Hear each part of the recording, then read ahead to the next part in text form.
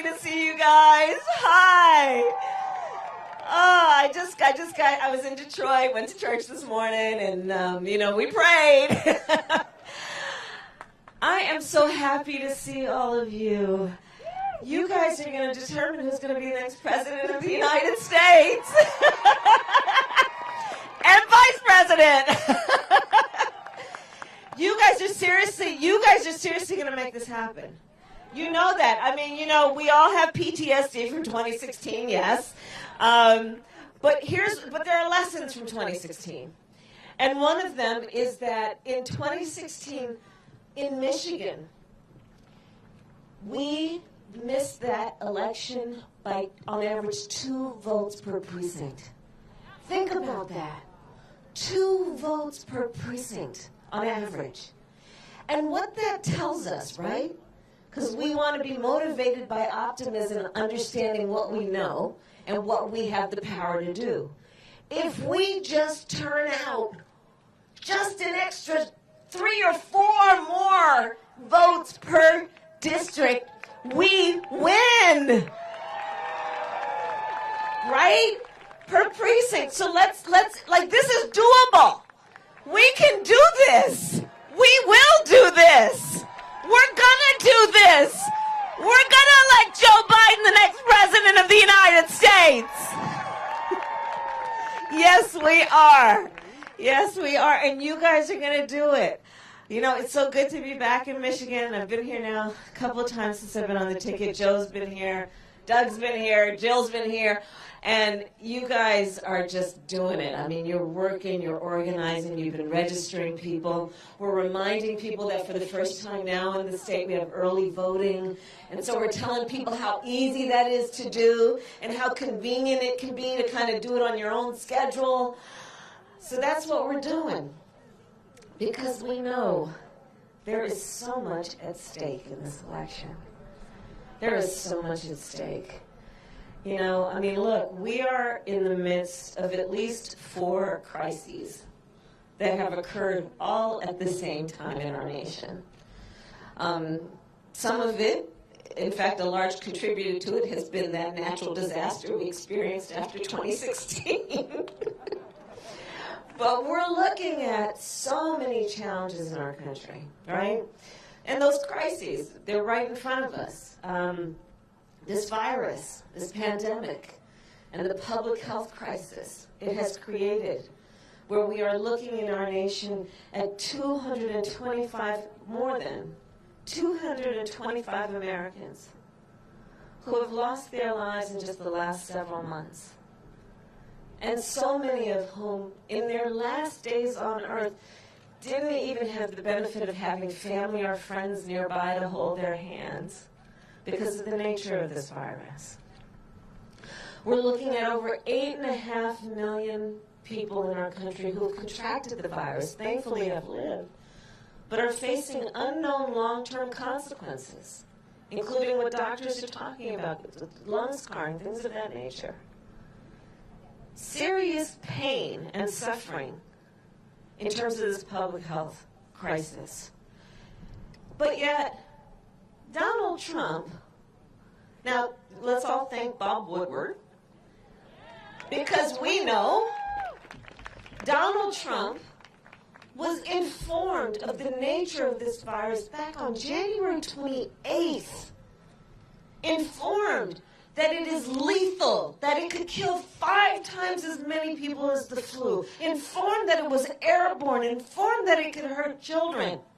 And he sat on that information, and he did not tell the American people. Can you imagine, as a parent, as a small business owner, as an individual, if you knew what Donald Trump knew on January 28th? And what that might have meant in terms of just preparing? Thinking about the fact that even before this pandemic, most American families had less than $1,000 in savings, and what that might have required if they had known. Knowing the predictable, which is that businesses might shut down and you may not be able to work because tragically we still live in a nation where we do not have every worker having paid sick leave and paid family leave, but we're going to work on that and get that together.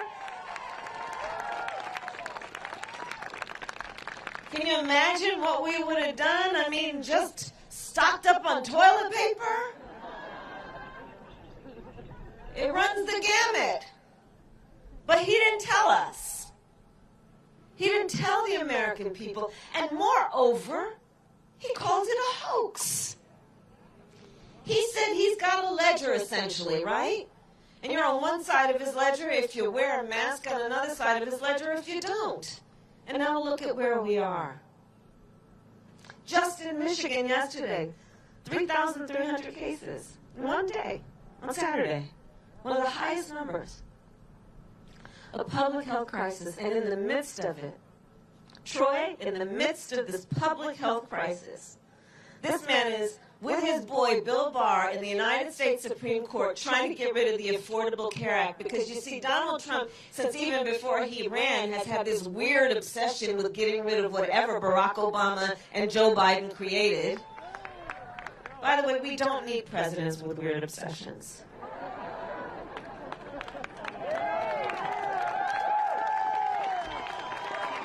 We don't want that. And so in court, trying to get rid of the Affordable Care Act that brought health care to over 20 million people, that covered people with pre-existing conditions. How many of you know somebody or love someone who has diabetes or high blood pressure or breast cancer or lupus, and go on down the list, who have been protected because of what Joe Biden and President Obama created? And now this guy, Trump, is trying to take it away. We have clear choices in this election. Joe's saying no. Access to health care is a right and should be a right and not just a privilege of those who can afford it. Joe Biden is saying, let's expand health care. Let's bring down Medicare eligibility to age 60. Joe Biden is saying, let's recognize when we're talking about health care, the body doesn't just start from the neck down, it's also the neck up, and let's deal with mental health care and expand that too.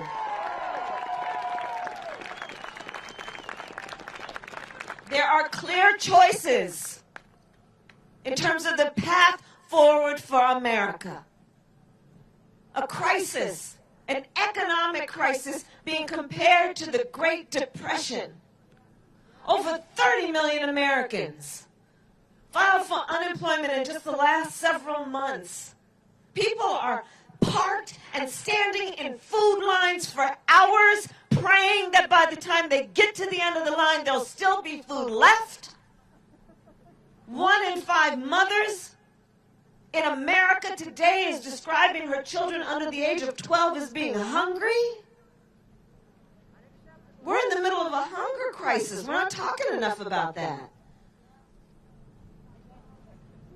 And Joe Biden is saying, look, when you talk about the economy, I'm really clear. Joe Biden says, if you want to ask me how the economy is doing, then tell me how working people are doing. How are working families doing?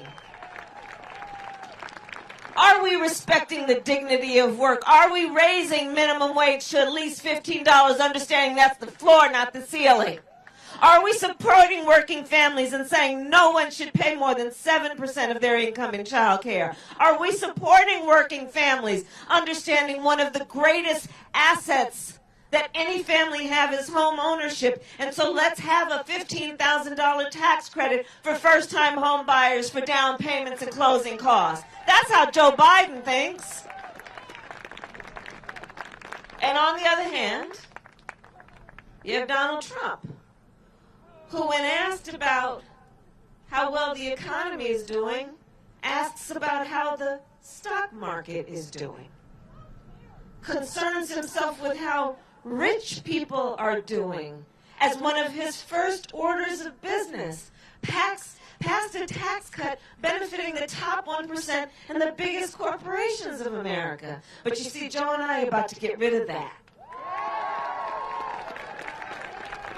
And invest that money in working families, invest that money in infrastructure, invest that money in building back up our workforce, understanding that since Donald Trump came into office, Michigan lost 50,000 manufacturing jobs. Understanding that since February, Michigan lost 400,000 jobs. Joe and I are saying we got to invest in the people. We're in the midst of these crises. We are in the midst of a long overdue reckoning on racial injustice in America. And Joe Biden has the courage and a knowledge of history that allows him to speak the phrase, Black Lives Matter.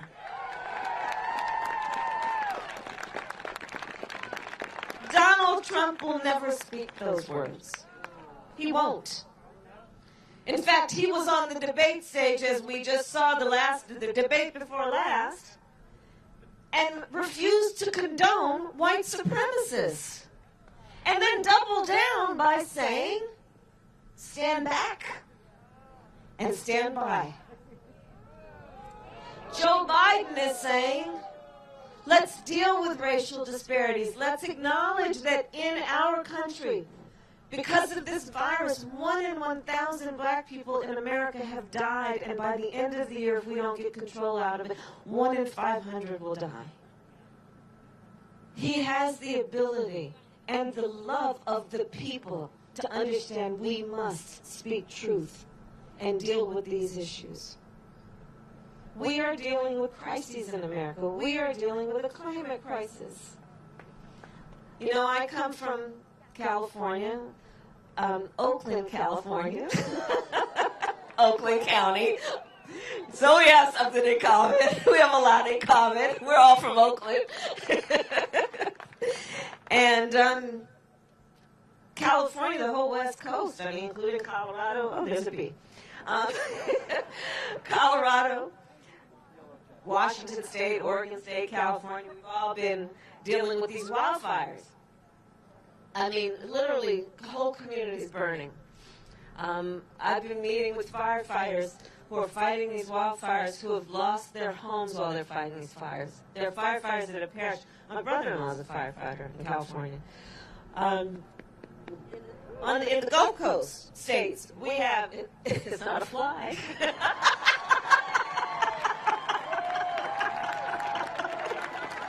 I couldn't help myself.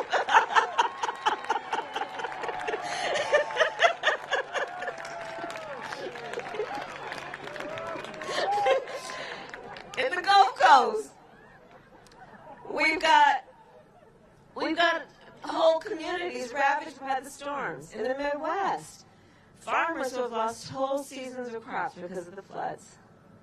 This climate crisis is real. And it is threatening our very existence on this God-given earth. And we need to deal with it.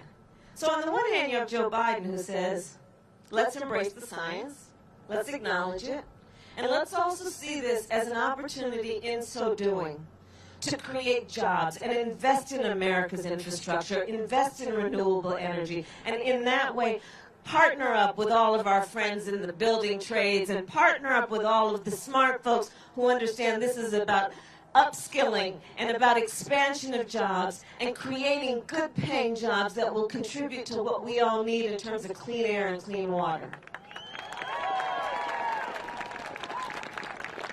On the other hand, you have Donald Trump, who, okay, so on the issue of the wildfires, right, so he got interviewed, and I'll paraphrase, but essentially the journalist, said, so, the scientists are saying that the wildfires, there's this extreme climate changes, and that's a large contributor, and what do you have to say about that? The President of the United States, who is also the Commander-in-Chief, said, science doesn't know. He's the President of the United States of America.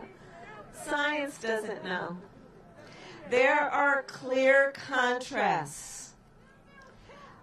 Yeah, he said that too, right, exactly. There are there's a very clear choice in this campaign and this election that will be over in 9 days. This election will be over in 9 days. And in these next 9 days, we have the ability to determine the course of our country for generations to come. Everything is at stake in this election. Everything is at stake in this election.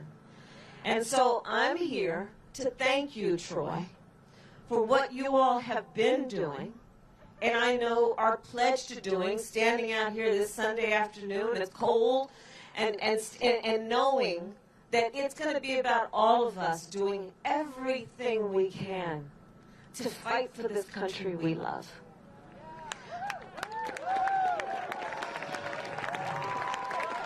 Because, you know, I do interviews and they say, well, you know, how are you feeling about, you know, what's going to be the day after the election? And I say, look, there is no question that our democracy has taken a bit of a beating. There's no question. Our democratic institutions, the dignity that should come with public service, the nobility of holding these offices in the public's trust has been damaged. There's no question about that because of what this guy and his administration have been doing. But here's the thing. When they ask me, how do you think it's all going to turn out? I say, you know what? It's going to turn out okay. We're going to be fine because I know our democracy is as strong as our willingness to fight for it. Therein lies the strength of our democracy. It is about us. It is about we, the people, and our willingness to fight for our country and its ideals.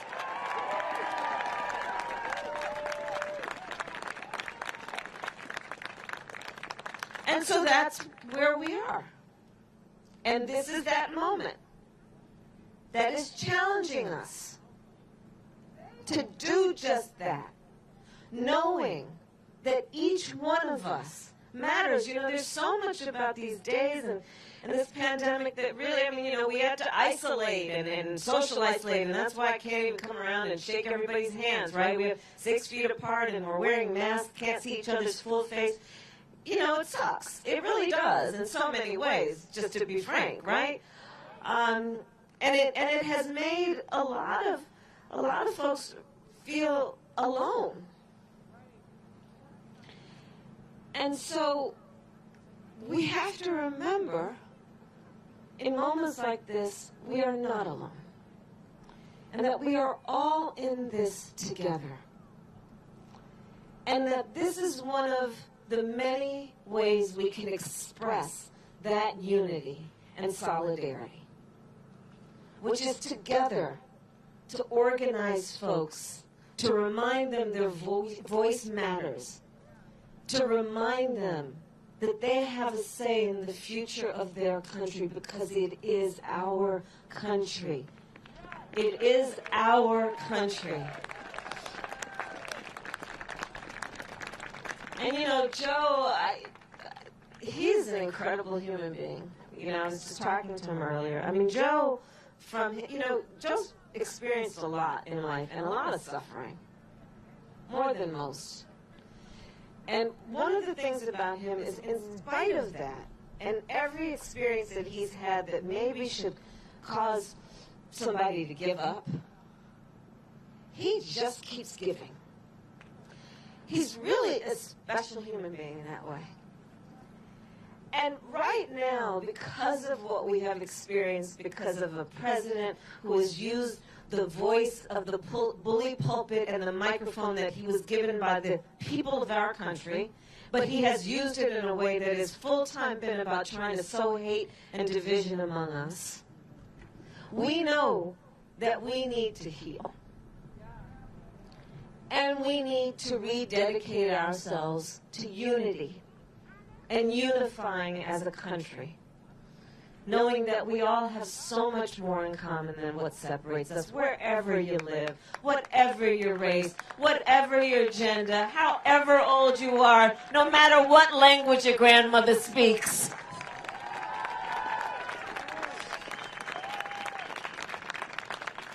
And so we have a choice in front of us. And we have power. And we have agency. And you know, on the issue of voting, I've been traveling around the country. Just in the last week, I've been in North Carolina, Florida, Ohio, Georgia, and I'm here today, and I'm going somewhere tomorrow. But in traveling the country, I'll just share with you Michigan and Troy. In many places in our country, there are very powerful people that are trying to suppress the vote, trying to make it difficult for people to vote, trying to confuse people about how to vote, where to vote, if they can vote, including, by the way, let's not forget, the President of the United States, who in the debate before last essentially stood on a stage in front of the 70 million American viewers and openly attempted to suppress the vote. And so in this election year, this is part of the challenge, right?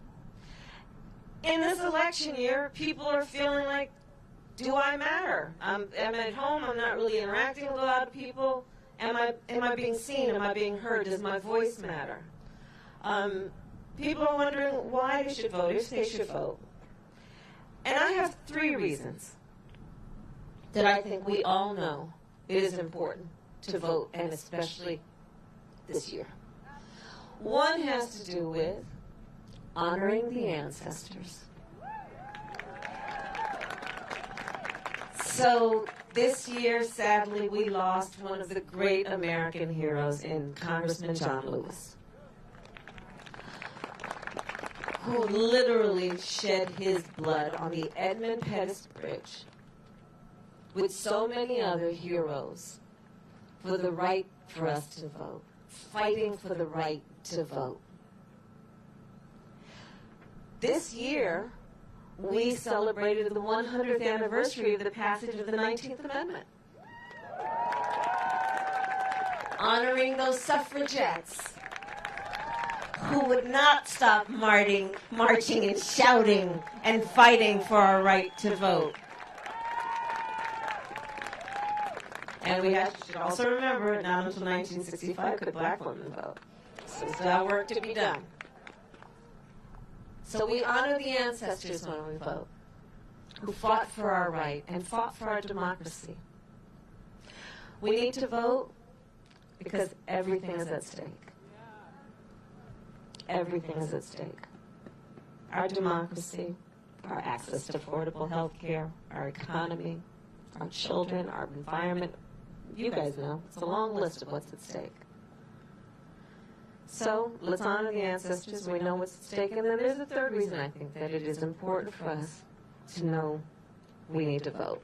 And it has to do, again, with these acts that are designed to suppress the vote and confuse us about voting and make it difficult to vote. And I bring that up because of this. I think when we see all these powerful people trying to make it so difficult, that it requires a question, which is why are so many powerful people trying to confuse us and make it difficult? Why are they doing that? And I think we know the answer. Because they know our power.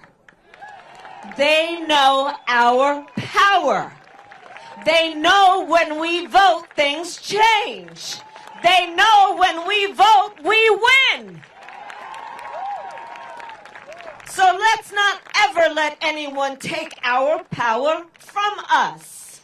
Let us never cede our power. Let us not allow ourselves to be on the outside. Let us be on the inside, doing what we know we have the power to do.